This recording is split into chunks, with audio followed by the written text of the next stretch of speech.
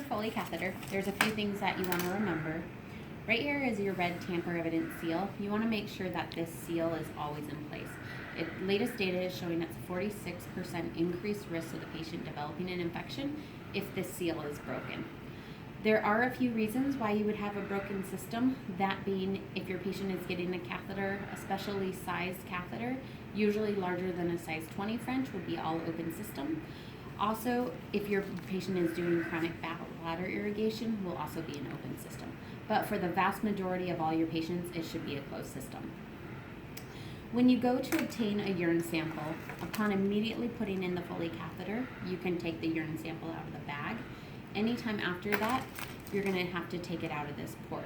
So what you're going to do, clean with alcohol, come down a couple inches, clamp that off, and if your patient's urinating appropriately after 15-20 seconds of talking with your patient, you should have enough urine in there to grab from the sample port. So just a needleless syringe right on top of that.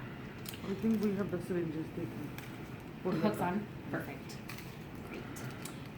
The next thing, you want to make sure we're preventing dependent loops. Dependent loops are any loop in the tubing in which urine is allowed to remain stagnant. We want to make sure the urine has a nice downward flow straight into the bag.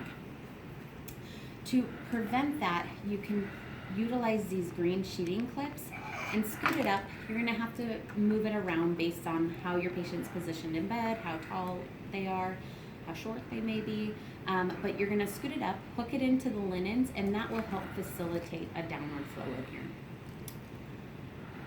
Next thing, whenever you go to transport a patient, or if you're doing a procedure on a patient, you want to make sure you never allow the catheter bag to lie flat. There's an air filter here in which it allows, I guess, the air to prevent an airlock of the catheter bag. So if you ever have an airlock after a couple of days of use, you want to make sure that this has not gotten wet.